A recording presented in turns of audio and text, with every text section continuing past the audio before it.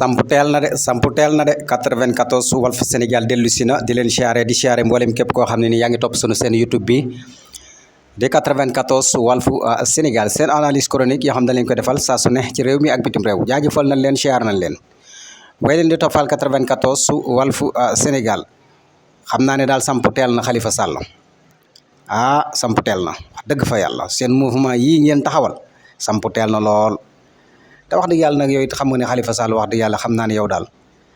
dafa mel ne ba léegi xamoo ko daal ndaw ñi nga xam ne ni dañoo bëgg développement bëgg avancement voilà xamu ko daa mel ne ba léegi loolu yow fi mu toll ni heure bi da laa waroon a fekk rek xam nga ngay conseil ñii di leen jàppale saa su nekk di leen wan yoon parce que yow moom wax dëgg yàlla yaakaar naa ni comme sénégalais yi li ñuy waxtaane buñ doxalaatee 10 ans moom boo bàyyee politique bàyyi la boo bàyyiwut politique bàyyi la. voilà kon yow yaakaar naa ne sénégalais yi daal wax dëgg yàlla xaaroon nañ la faneen daal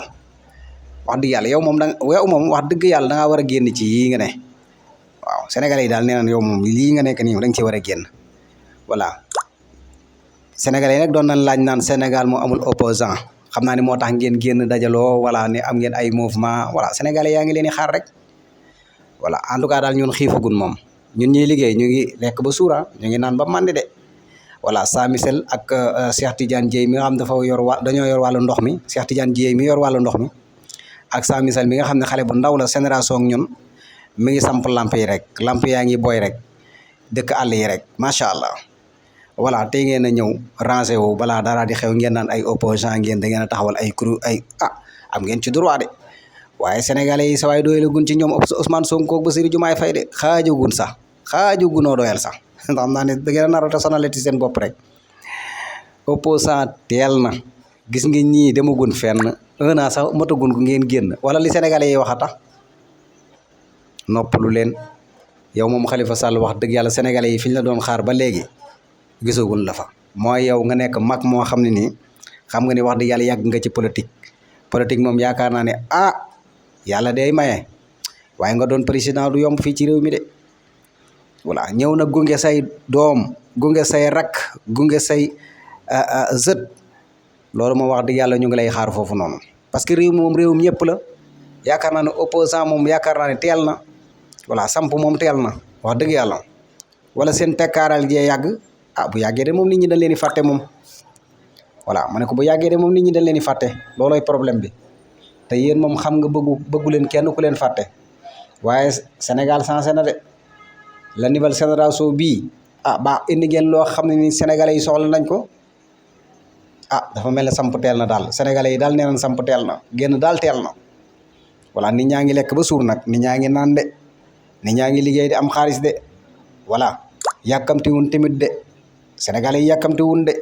moo tax te ngeen a duggaat seen roq yooyu ngeen nekkoon waa baax na sénégalais yi daal la ngi fi moom waaw am ngeen droit nag génn am ngeen droit tamit taxawal ay mouvement waaye bu leen fàtte ne rek waaw Ousmane Sonko ak Bassirou Diomaye Faye moom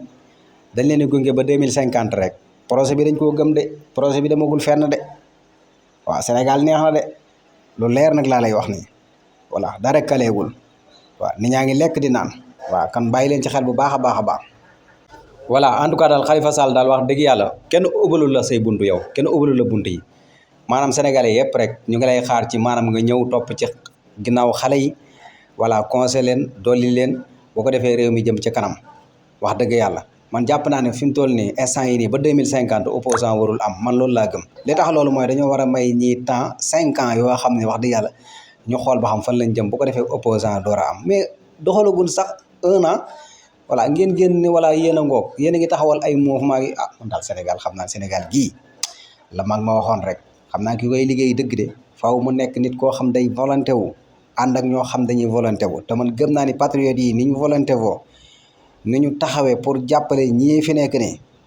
yaakaar naa ne moom ku fi opposant mu nar ngaa sonn moom parce que ñii moom wax dëgg yàlla dañoo pare pour jàppale parce que lawoon moo won ni xam nga ku ñëw rek ñu doxal tuuti rek ñu ne aywa taxaw ci ay mbaggam di wax wala